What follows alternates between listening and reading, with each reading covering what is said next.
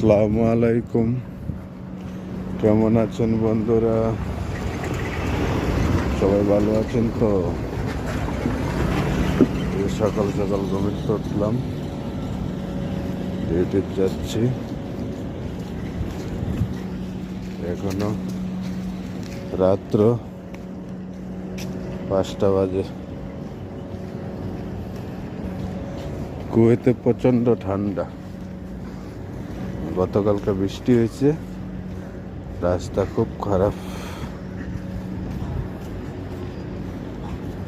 রাস্তা খুব খারাপ।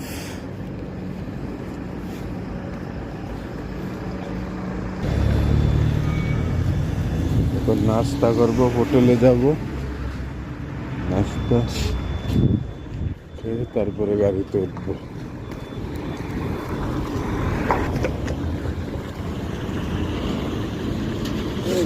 সকাল সকাল আর মন চায় না ডিউটির যেতে।